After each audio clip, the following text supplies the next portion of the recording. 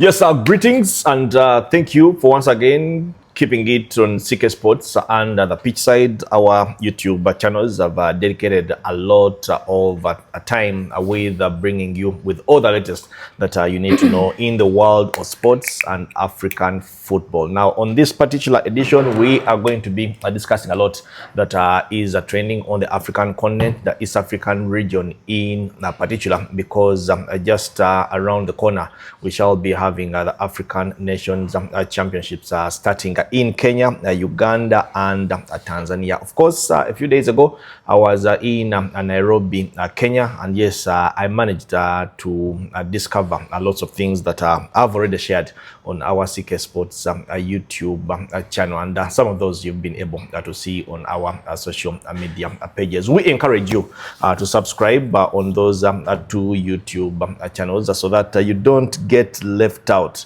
with all that we need to share in the world of sports here in Uganda and on the African continent. I am not alone this time round. I am joined by none other than the man himself, Peter Tabu. Peter, first of all, greetings, and how is it going? Yeah, hi everyone, greetings Clive. The going is great and I can see. Welcome back from Nairobi. David Kwalima sent you greetings. Hey. Jeff Chinyanjui sent you greetings. Okay. So many people sent you greetings. Hey, hi Jeff, hi David Kwalimwa. I hope you try to, encourage them and give them words of encouragement. since they're not going to appear at AFCON 2025. I hope you try to, console them here and there. No, the thing is, yes. There's a lot going on. Yes. Of course, apart from failing to qualify for the 2025 Africa Cup of Nations, yep, there are also chances that they will fail to participate in the 2025 CHAN finals, despite the fact that they qualified automatically as hosts, as co-hosts. And this will be the third time in a space of something years that Kenya fails to participate in a major footballing tournament where they have qualified automatically. The first one was in 1996 when they qualified to host the Africa Cup of Nations because of the political turmoil at the time. Yep. The tournament didn't happen in Kenya, taken to South Africa. Eventually the Bafana gets to win it. 2018, they qualified automatically to host the CHAN finals that they still didn't host because they didn't have venues ready in time for the tournament. Eventually the tournament goes to Morocco, and for me, it's what that I've been insisting that Kenya needs to do whatever it takes that the CHAN finals happen in February 2025. Otherwise, their bad luck might spill all over Uganda and Tanzania. Which won't be a good thing. Which won't be a good thing for the region. Because of what happened in 1996 and what happened in 2018, they must do whatever it takes for that tournament to happen. Tanzania, their two venues are ready, the Benjamin Mkapa Stadium, then the Amani Stadium in Zanzibar. Yeah. Uganda, our one venue is ready, Mandela National Stadium. Kenya, there are two venues, Kasarani Stadium and Nyayo Stadium, are far from being ready, with the tournament 2 months away. Yeah, it's a tough situation for our neighbors, Kenya. I saw those videos that you shared on CK Sports inside Kasarani. I think it is a 75 60 actually. 60,000 seater. And you could see there was a lot of work that needed to be done. So when you look at things like they have 28 days to complete and be ready, you wonder if that deadline is going to be because CAF gave them the deadline of December 31st. Yes. It's honestly, I know our Kenyan brothers are telling us they're working around the clock. The authorities are working around the clock to make sure the venues are available and ready. But between me and you, we know it takes more than just the words. Yeah. So they have quite a lot of work to do. I really hope they pull through because, like you've said, it won't paint a very good picture if, we started the journey, three of us, and all of a sudden one of us pulls out. And actually, there are chances that if one of us fails to make it, there are chances that we would all have failed to make it. Oh, and wow. Of course, there are reports of Rwanda being on standby and all those other things. Those are reports that will need to wait and see. But also, Peter, for me, the other fact, Uganda, Kenya, and Tanzania hosting the CHAN finals will be a big confidence boost for us as a region, but also for CAF as the owners of this competition going into the 2027 Africa Cup of Nations. Remember, we requested to host this tournament as a precursor or to help us prepare for the 2027 Africa Cup of Nations.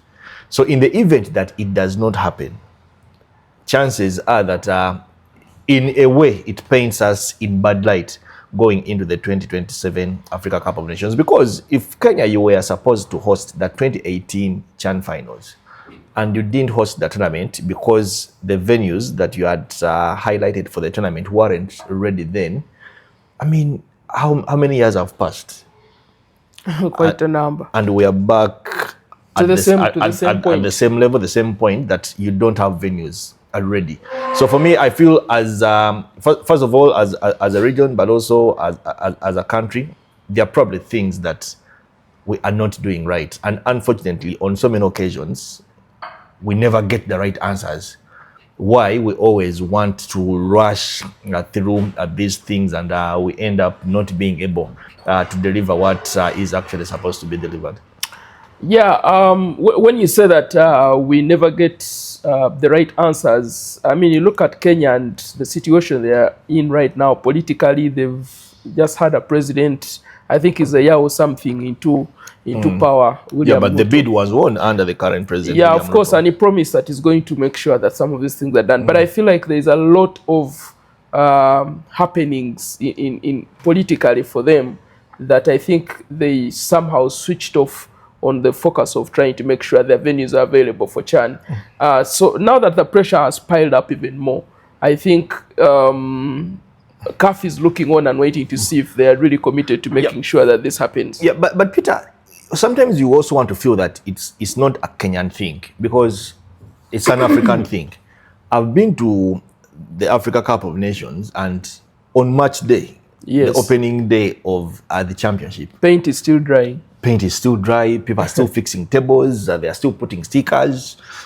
Screens are not fixed in the media center. Like the tournament, like things that are supposed to be in place before the tournament starts are actually all in place, like on match day 2 or match day 3 of the tournament. And imagine those are countries that have quite a lot of government support and that want things done on time. So it's an African thing of always waiting for the last minute to start rushing. It's an African thing, but also maybe sometimes resources also play a major factor in trying to make sure that they're available on time for some of these things to be done on time. Now it becomes harder in countries where government has not entirely supported sports, you know, and it even becomes worse because then deadlines are not met, the monies are not released on time, so therefore the facilities are not ready.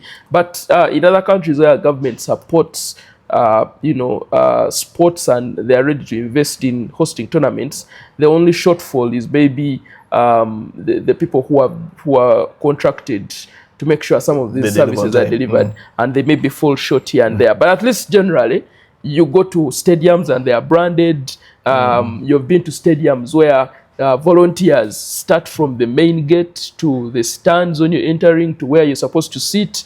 And, you know, all that is part of the organization of a tournament for it to be successful. Yeah, but also, by the way, we should remember that around the time when we won the bid to host the 2027 Africa Cup of Nations, then later we also got to learn the news that we had requested to be allowed to host the CHAN finals as a precursor for the Africa Cup of Nations. I think a month or 2 months later, it should have been under 90 days later, Tanzania, we got news that actually the Amani Stadium in Zanzibar had been renovated and ready for CHAN.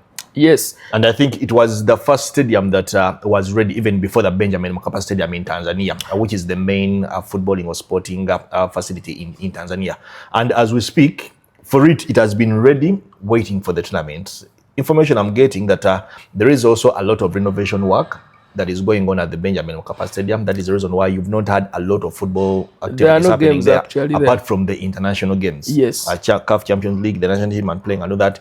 They are trying. They are trying to make sure that what is required is fitted in just in time for the Africa Cup or for the CHAN finals. And because the information we're also getting that CAF wanted to take over the stadiums by December to be charge of the be in charge of the stadiums, put up the branding and stuff like that, plan what will be where, what would the measurements they need, so what branding will be put here and stuff like that. But if it is December now and the stadiums are still under renovation and all that, it also in a way delays them on the deadlines that they are supposed to meet. Of course, now you have the Amani Stadium already in place. You believe Benjamin Mkapa, the renovations they are doing are probably not as hard as the renovations that are being done on the Nyayo Stadium and the Kasarani Stadium, because I took the same tour around Nyayo Stadium, just like the same tour I did around Kasarani Stadium,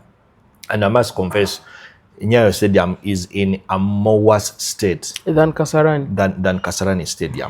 You get, and, yes. And these are the main facilities that Kenya are fronting for the Africa Cup of Nations, but also rather for the CHAN finals. But also, if you bring it back home here in Uganda, yes, we might have the Mandela National Stadium, and we're only discussing now the competition venues. Yes, we are not talking about the training grounds, because even the training grounds was a big issue when the CAF inspectors visited Kenya or Nairobi. But also when you come back home here in Uganda, yes, we might have Mandela National Stadium ready, because the state that we are in right now, Mandela National Stadium is ready. But the training grounds that we are supposed to deliver for that tournament are not yet ready. Of course, I was listening to the sports minister, Peter Gwang, saying that we are supposed to avail 4 training grounds. The last time we checked, we needed 2. That was the Nambole outside pitch, the Chambogo Stadium, and the Kadiba Stadium. We've never been to Kadiba. We've not had an opportunity to see exactly what is happening there.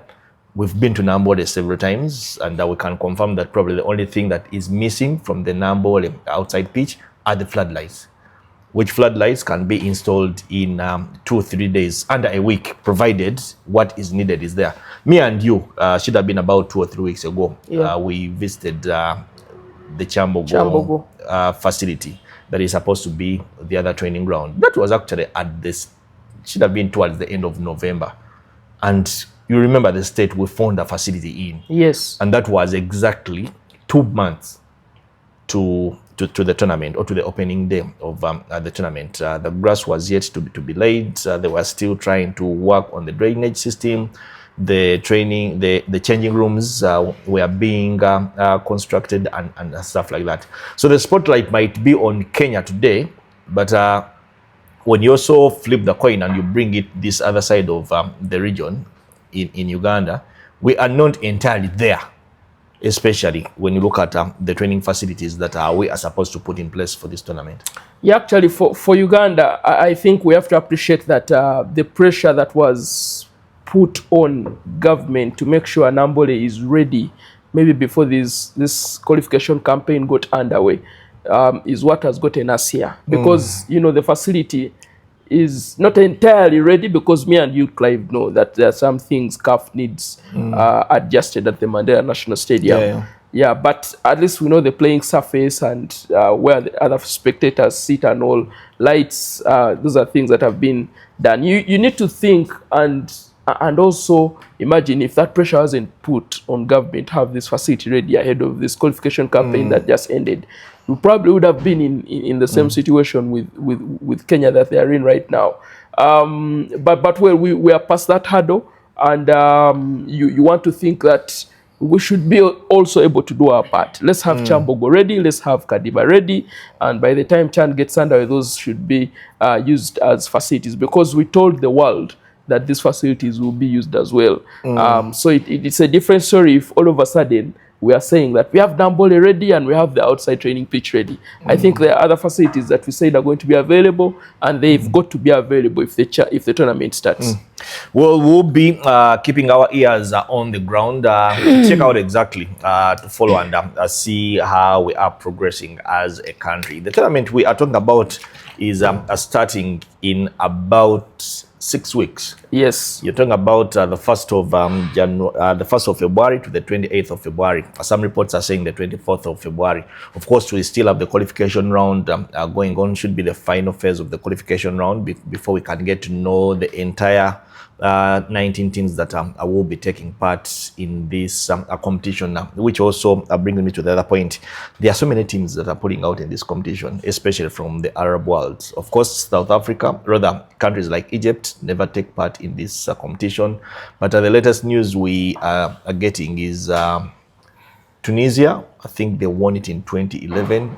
Egypt, or rather Libya, who were the 2014 champions, have pulled out already. Remember, the northern region of the continent was the countries that were confirmed were Morocco, who are the defending champions, if I'm not mistaken, to Tunisia and Libya. And these countries qualified automatically because all the other countries that they were supposed to play against in the qualifiers are pulled out.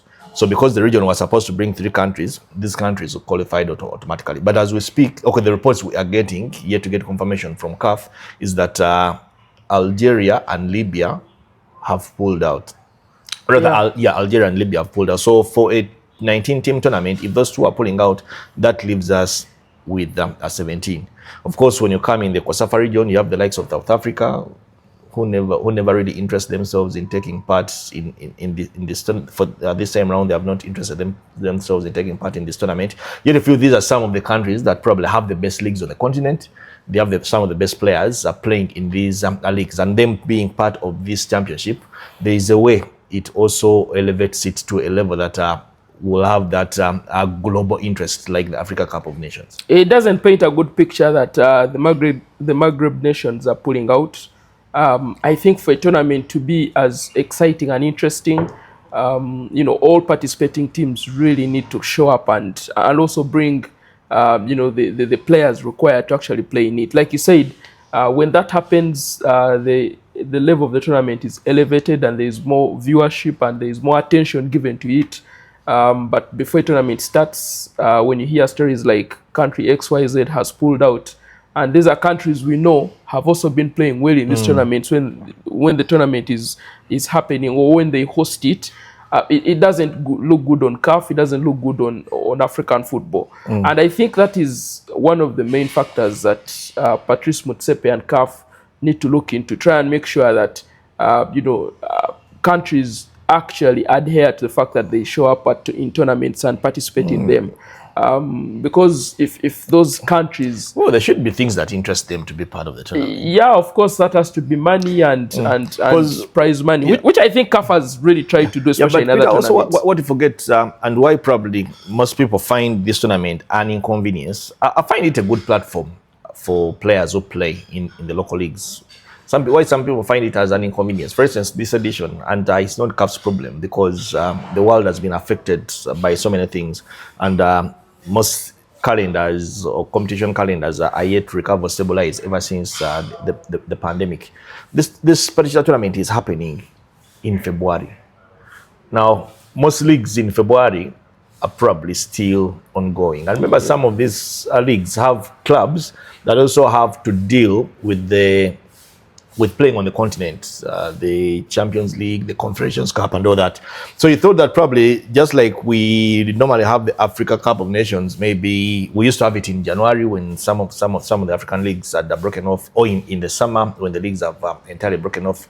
You feel that this particular competition should also probably be played around that time, in the summer, and that will require all football competitions on the African continent to follow a unique calendar where they probably start in August or September and they're done by April or May.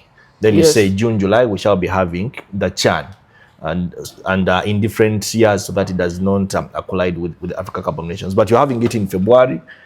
Countries still, for instance, the first round in Uganda was meant to end, let's say, by end of February, rather by end of December. You have the entire January, and the league resumes in February.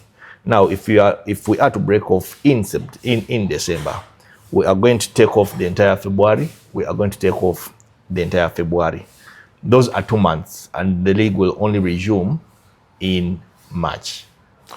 First of all, this particular CHAN tournament, I feel like has probably just been fixed in the calendar for it to just happen. And that's because these East African nations that are going to host AFCON 2027 had to actually show CAF that they are ready and how they can handle it. Of course, it is late. It was supposed to be last year. Absolutely. So what does that tell you? Probably CAF didn't give it a lot of attention to make sure that it happens at the right time and it's hosted, in the countries that are prepared to host it. But to your question, the CAF calendar is really packed up, and it makes it hard for some compromise to be made, really, if I could say it that way. You find yourself in a situation where leagues will be affected, players will be affected, because at the end of the day, the calendar has to go on. And now we know we have the FIFA Club World Cup, we have the African Football League, which was put on pause because it's not happening this season. Yeah, because if they had put the African Football League in this current football calendar, I don't think CHAN would happen. That would be a different thing altogether.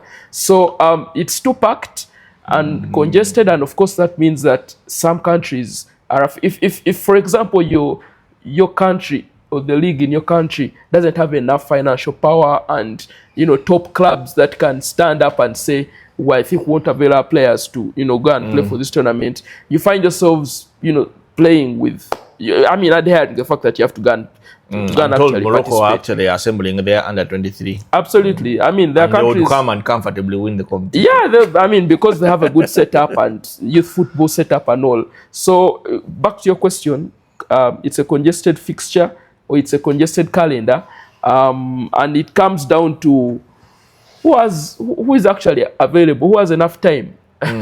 You have enough time, you show up and play in the CHAN. I mean, I'm not supporting countries pulling out of the CHAN tournament, but some of them have, they look into how their leagues are running and how affected they will be, and they opt not to participate.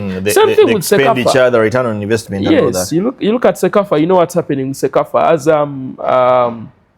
Simba, Yanga, clubs that are supposed to boost the CECAFA the regional competition. Yeah. Yes, never participate. Whenever CECAFA is anywhere in East Africa, Simba is in Egypt, Yanga is in wherever. For pre-season. Yeah, for pre-season. And they come back when the tournament is done. And that doesn't help East Africa at all. And then when they show up for their own Mapinduzi, they are giving chances to trialists. Yeah, and those that they've signed. Yes. Yeah, anyway, it is a story that we will continue to follow, bring you regular updates on our different social media platforms, but also on these YouTube channels, CK Sports and the Pitch Side. Now, Peter, there is another big story that is happening on the African continent, and it is not the Champions League or the Confederations Cup, because we have match day 2 of those two competitions coming up this weekend. But still staying with Kenya, we do have elections. Yes. For the Football Kenya Federation.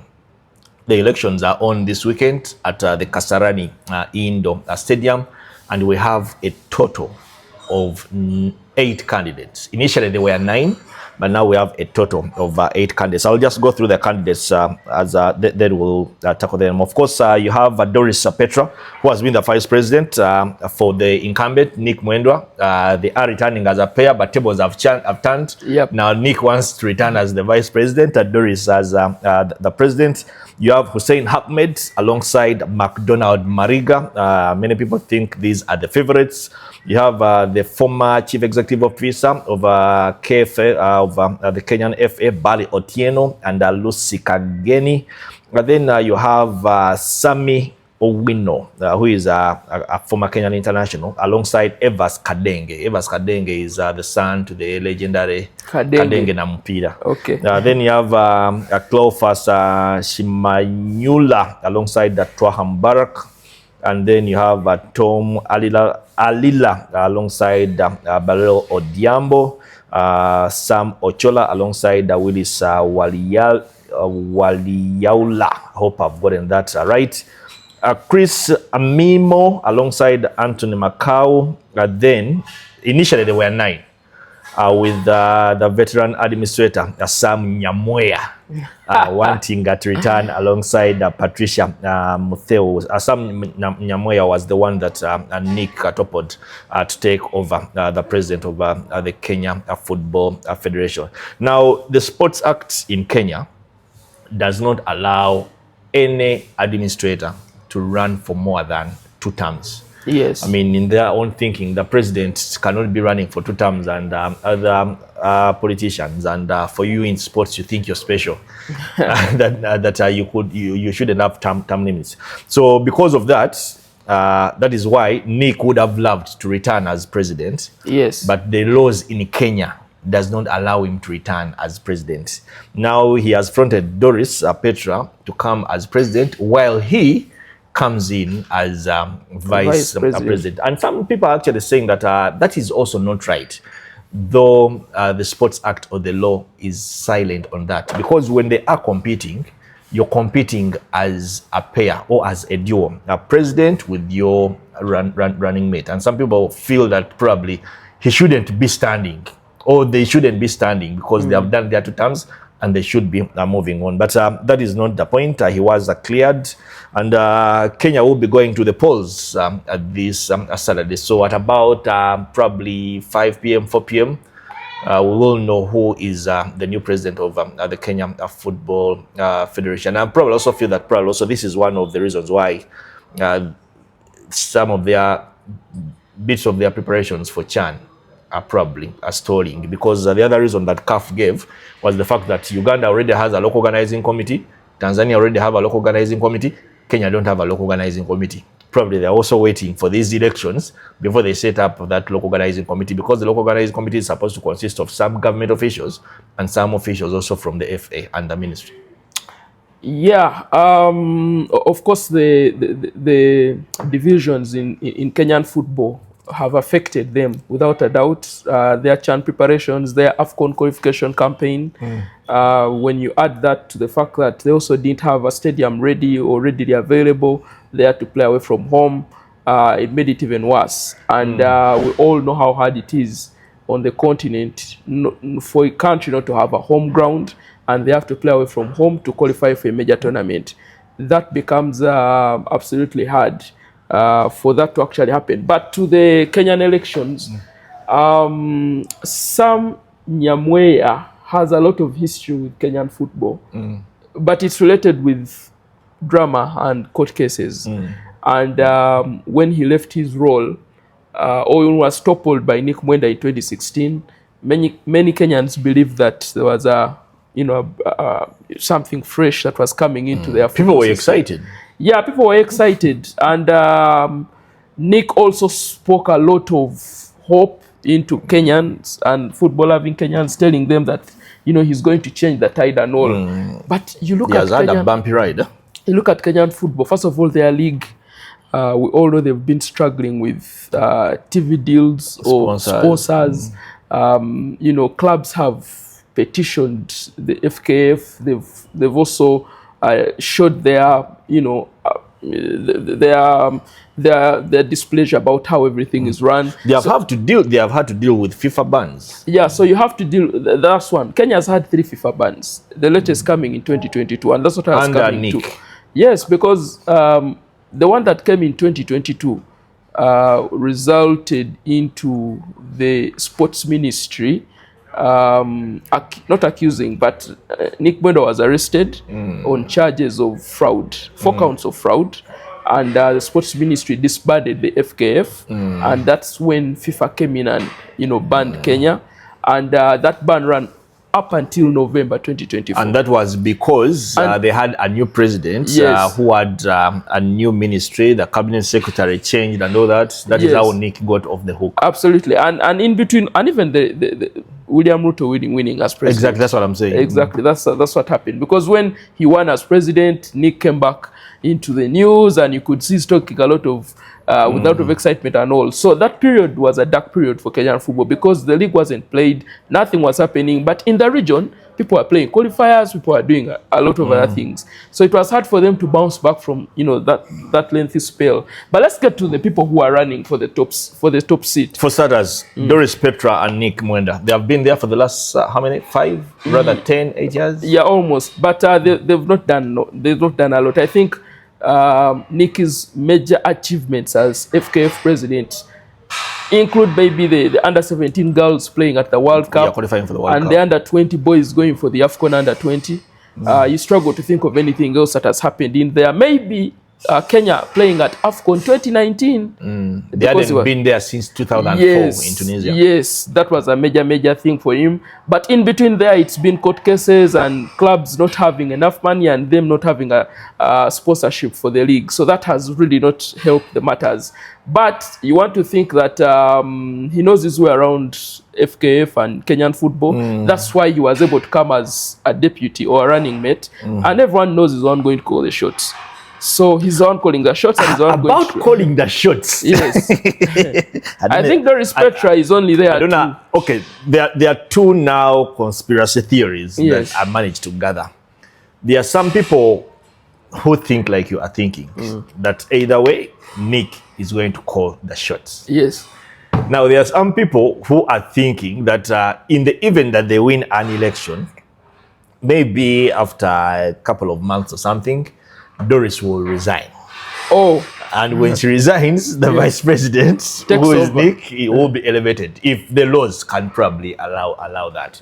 Now, the other conspiracy theory, and I don't know if I should say it, because it is also trading on the lines of tribes and stuff like that. Tribal sentiments. Tribal sentiments and all that. I'm told there are people who will not allow Nick to disturb the peace of Doris as the FA president of Kenya. I think by the time Doris accepted Nick as a running mate, I'm told that there are people who are actually willing to force him out.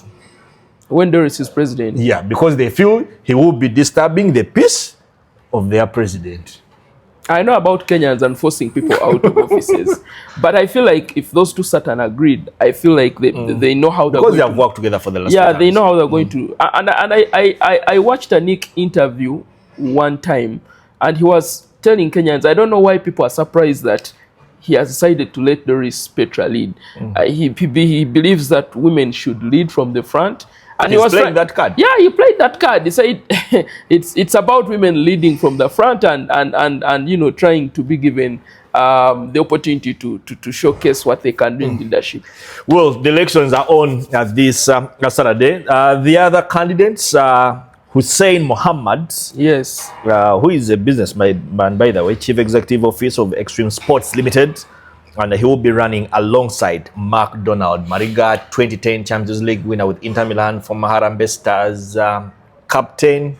Tried politics, things didn't go well, but he is coming to run alongside Hussein Ahmed. And there are people who actually believe that this pair are favorites to topple Nick and Doris. Yeah, the people who believe that pair are favorites is because McDonald Mariga has persuaded most of the former players to join his camp. Do they have a vote? No, but trying to just be a part of you know their coalition, Hussein Mohammed and himself. And you don't need to mention what McDonald did as a footballer. I think he achieved quite a lot. Yeah, being a great footballer, I want to make a good administrator. Yeah, he's gone beyond that. You know the academy that you know that the academy they're building with his brother, the family, you know, the Wanyama family here in Busia, you know, top of the range, first class. When are we visiting?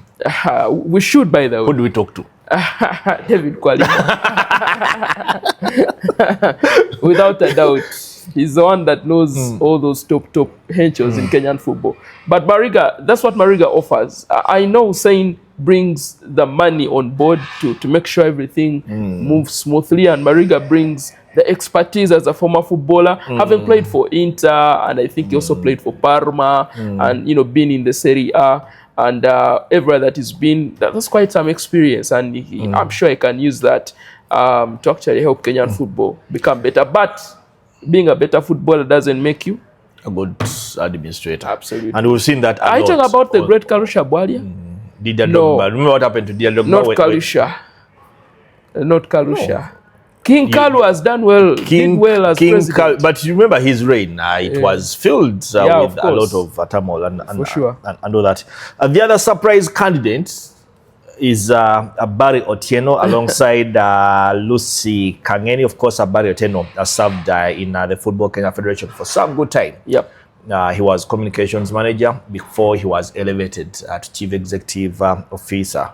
And he resigned from that position, and he decided that he will be running for president. I will remember Barry for one thing. I don't remember the year. It should have been 2013 or 2014, around that time, when we played that friendly with Kenya at Namboole. That game ended in a barren draw, and Kenya were staying at Grand Imperial here in Kampala.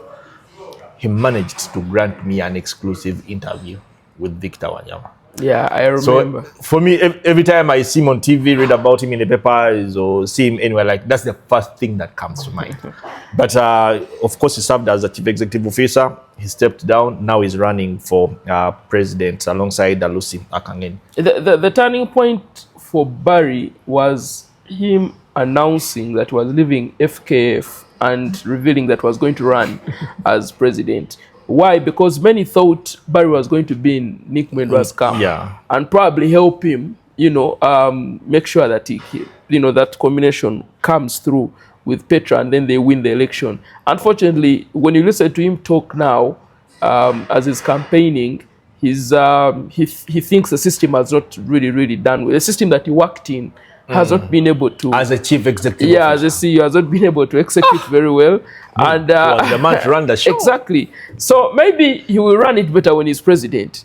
But I want to think that as an administrator, he's tried to do his best, of course, amidst all the chaos that has happened in the FKF.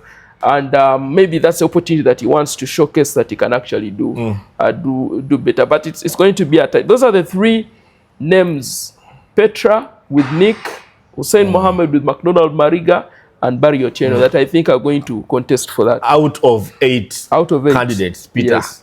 Out of eight. Three. Those, if you've been following Kenyan football and you really know how it's been going since Nick came in, I think those are three people who have really been around and on ground to make sure that they do something for Kenyan football. Yeah, because I'm actually told that because the KPL clubs, they're 18 or 16, I think they're 18. The KPL clubs that are voting, I was told that at least 90% of them, 90% of them won't be voting for Nick Mwenda. I don't think they will. The KPL clubs. Actually, when Kenya played here at Namboole, against Cameroon, was it? Zimbabwe. Then also Cameroon. I actually had an interaction with Dennis Oliech, the former Harambee Stars captain, and he was bitter with Nick Mwendwa and his camp, and he said he actually belongs to the McDonald Mariga. Mohammed so the ex-players are all rallying. Yes, or the ex-players are rallying behind Mariga, because I think he has assured them that when they get in, he's going to open doors for them to come in. We all know how Dennis Oliech has been trying to, ask for, not support per se, but ask to be part of the running of the game. Yeah, the running of the game. And he's not been welcomed really by Nick Mwendwa and FKF. So maybe he believes when Mariga gets into position, he will be able to take advantage of that. Yeah, because I'm told that 90% of the KPL clubs are all not willing to vote for Nick. Then they have 10 votes from the second division, which will be the big league. And I'm told those are divided. Now, the county votes, they are supposed to be 48. But I'm told 2 of them won't be voting because they have court issues and stuff like that. That leaves them with 46. And I was told that at least 50% or 0.5% of those are actually willing to back Nick. So which leaves the other 26 or the 50% spread around. So it is going to be a long day. A long Saturday for lovers of Kenyan football, but of course one that for me I will be following closely. We shall all follow to see exactly what happens in there. Is Nick and Doris returning? Will it be Hussein and Mariga taking over, or the outgoing chief executive officer Barry Otieno also taking office? Those elections are on this Saturday at the Kasarani Indo Stadium. And of course, at the end of Saturday or the weekend, club football in the African continent, Peter, is returning. You have the Champions League, match day 2 of the Champions League, and match day 2 rather of the Confederations Cup. Yeah, the teams that fell short have the opportunity to make amends. Unfortunately, this competition tests you to the core because, for example, young Africans are in Algiers, so they are there to play their opponent, and you're thinking having lost on match day one to Al Hilal, the pressure is on trying to make sure they make amends right there. What's interesting, the good thing about young Africans who take on MC Alger is that Khalid Aucho is back for them. He got injured on national team duty and hasn't played since. He's missed a couple of league games and, of course, that CAF Champions League opener at the Benjamin Mkapa. He traveled with the team. So, yeah, that shows you that maybe if he's added into the mix, he can try and help the team get a result, but they really need to make sure they pull through and get a result. Because I'm trying to look at some of the games for match day 2 for the Champions League. Of course, I have Sagrada from Angola hosting Esperance from Tunisia. Those games will be played. This is a Friday game. Then on Saturday, you have Maniema from DR Congo hosting Raja Casablanca from Morocco. Orlando Pirates are from South Africa. They are hosting Al Ahly. That's in South Africa. That's a massive game, if I could slide in there, because of course Pirates. I love the relationship Al Ahly has with South African clubs. There was a time when every season it wasn't there. I think they were pitted against Mamelodi Sundowns, but now, and I don't know if they enjoy the flights to South Africa, but it's like every season of the Champions League for the last 5 or so years, they get a South African club. South Africa. And then you have Stade Abidjan from Ivory Coast taking on Belouizdad from Algeria. FAR from Morocco hosting Mamelodi Sundowns, who played to a barren draw in their opening game of the campaign. Mamelodi Sundowns at home. MC Algiers in Algeria are hosting Young Africans, who lost their opening game against Al Ahly, the team from Al Hilal from Sudan, 2-0 at home. Then we have Joliba, who are taking on Pyramids, and Al Hilal Omdurman from Sudan are hosting TP Mazembe. From that game, though, is going to be hosted, I think, in I need to get the exact. Not in Sudan, certainly. Yeah, of course, not in Sudan because of what is happening there. Yeah, interesting matchups. I think I could just pick out 2 or 3 games. One, the Sundowns game. Sundowns need to bounce back from that draw, Maniema, that they actually got. So maybe they can make amends and get a victory so that they can start their CAF campaign well. Then, of course, Orlando Pirates are likely a big game. Pirates, after beating Belouizdad in away, it's important for them to keep that going, but their perfect start in the PSL was ended by Stellenbosch. They had won 7 straight games, so they lost over the weekend. They get into this game knowing that Al Ahly are flying high. After that victory against Stade Abidjan, I think 4-2 it was. They have players who have consistently played on the continent and scored goals. Karaba, El Shahat, and now I think Pasitao made the trip to South Africa. So you know what that mix is. He wants to turn it up a bit. So yeah, you want to think that's a massive game at the Orlando Stadium between Pirates and Al Ahly. These fixtures, I just remembered the team from Mali, Joliba. I don't know if you remember any stories to do with Joliba. Joliba and URA. When they came to Nambole and defeated URA 2-0, and URA refused to travel to Mali, citing that the political instability there, they didn't feel that their players were safe. But the inside story was the players insisted on telling management, why do we have to travel? There's no need to waste that money. There's no need of wasting that money because they felt at the time they were already out of the competition. But of course, as the East African region, we have a very good representation in these competitions, Peter. The other being Simba, who are taking part in the Confederations Cup. Young and Simba have consistently represented the region in those competitions, as much as they would have loved to probably be in the Champions League. This is for Simba now, but they will be playing in the they are playing in the Confederations Cup. Started well, 1-0 win, but they're also playing in Algeria by the taking on Constantine. A team that once visited Chitende. Yes. And left with a 2-0 victory. A commanding 2-0 victory. But that Simba team needed that victory on match day 1. And I feel like that is going to be a springboard for them, to try and pick up as many points at home and try and get out of the group, because that's key. You have 3 games at home, win all of them, you're 9 points, deal with the away games. And I think that's that's what Simba is going to try and do. And Fadlu Davids, the South African head coach, simply knows why it is important for Simba to win at home. The team that they have, probably a team that can, get them out of some situations. They can move with that slowly by slowly, but we all know it's tough to win away, especially on the continent and in Algeria. So it's going to be a tough one against Costa. Of course, match day 2 for the CAF Confederations Cup is going to be played on Sunday. All games are going to be played on Sunday. Black Bulls are from Mozambique will be taking on Al Masry from Egypt.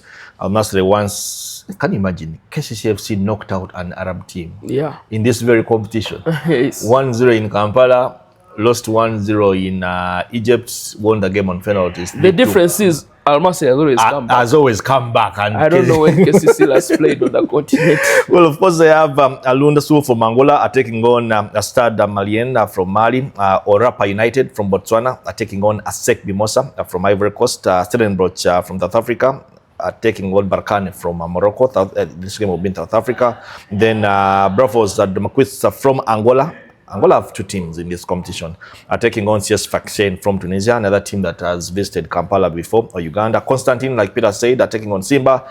Enyimba, 2-time Champions League winners in Nigeria, will be hosting Zamalek, while Giraffe from Senegal are taking on UMS Algiers from Algeria. This is match day 2 of club football in the African continent. And the bit about it, games are live on TV. Yeah, so they can get to enjoy some from the different parts of the African continent. You get to watch some pretty exciting fixtures on TV, and that's why the entire continent was demanding for club football to actually return on TV. So you definitely are spoiled for choice. Exactly, you're spoiled for choice, because even in the region, the partnerships that CAF are tried to get into with different broadcasters around the region have, in a way, helped people or extend this game closer to the people. And for me, time and again, I've always told people that actually African club football is very exciting, but it was very hard to sell to people and convince them, because they didn't have an opportunity of watching the games. Now these games are live on TV, and you have an opportunity to watch them and be your own judge that whether the games are exciting or the games are not exciting. But without a doubt, for me, Friday, Saturday, Sunday, now that you have these games extended closer to where we are, you will find yourself that you are occupied with what action is out there. Yeah, definitely. And I'm looking forward to watching that Orlando Pirates Al Ahly game. Should be. It's very hard for you to watch anything that is not South African football. But Peter, unless Muluganda we saw in Atalekeka, we ought to get out of here. Yeah, keep it CK Sports. Keep pushing the brand. Keep subscribing, keep sharing, keep commenting, and keep it Pitchside as well, as we bring you more of this content.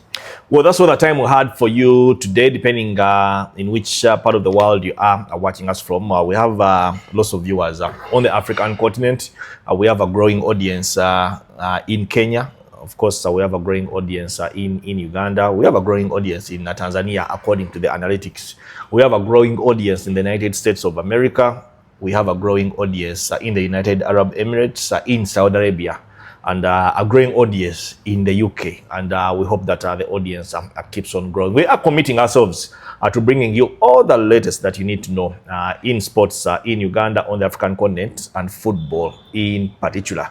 And yes, we'll continue to do that. We have the CHAN finals coming around from the 1st of February to the 24th or 28th of February 2025.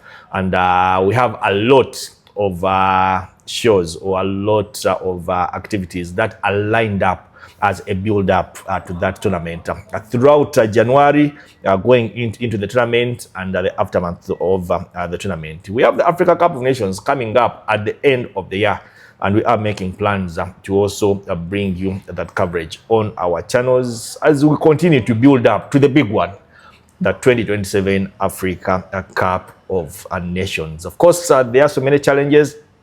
There are so many doubting Thomases, but I'm sticking with my faith. I believe that Uganda, Kenya, and Tanzania will be hosting the 2027 Africa Cup of Nations. And yes, as a CK Sports, as pitch sides, we are going to do whatever it takes to make sure that we take you closer to this action, behind the scenes, and all that. Clive Chaze is my name. I've been alongside Peter Tabu. Have a blessed day.